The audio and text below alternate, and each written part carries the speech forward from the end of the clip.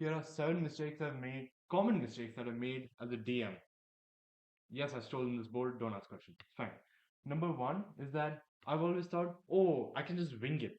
But the thing is that without a proper cohesive idea of what the story is or how you create the story, you can't just um, make it as you go along, no matter how good you think you are. And if you have a more cohesive story, it's actually easier to make a better story and a better one for the player characters around you. Number two is not giving the player reasons or why. Like if you directly put them in the campaign that you've created, even if you put time and effort, if they don't have a reason to travel, if they don't have a reason to do a certain goal you're expecting them to do, they'll basically do nothing. They'll just sit around. They're not going to do anything. Then not setting the tone of a campaign. Is it going to be more of a joke campaign? Like, is it out of nowhere? I don't know, like Mr. Potato Man going to come? Or is it more dark, serious? Or is it based on the past, like somewhere like a steampunk era of like of the Victorian era? Or is it more like a cyberpunk 2077? Then fourth one is only catering to one player's needs. That's similar along the lines of you're only focusing on one storyline or you're only focusing on one player at a time. Then everyone else will feel bored and usually they just start, they care less about the campaign the more you start to focus on only one person.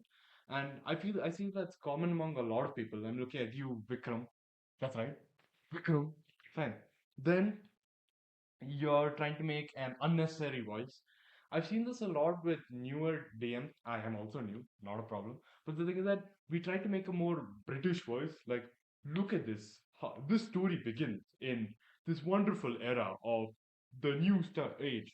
No, just speak normally. Like, I feel like if people try to make it more unnecessary, as if they're trying to get a DM voice, but that really doesn't work. Then we have trying to railroad a campaign. Railroading is the idea that you don't give players agency, which means that their choices don't actually have an effect on the campaign. So no matter if whether if you give the player two choices, let's say A or B, and regardless of what they choose, the outcome will still be whatever you desire. Then it's a mistake that I've commonly made, and people should probably learn from that, right? Trying to railroad is actually more difficult.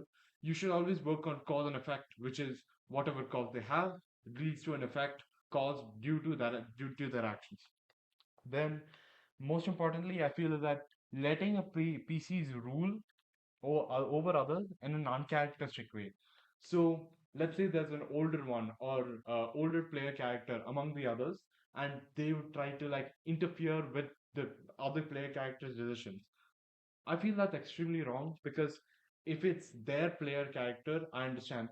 But other people also can make their own choices, even if it sounds different or odd, or even if it doesn't go directly according to what they wish. You still have to have they still need to have their own agency and their own ideas. And therefore, I think that we should try to raise that. I'm looking at you, everyone who bullied Chicky. Yeah, that's right.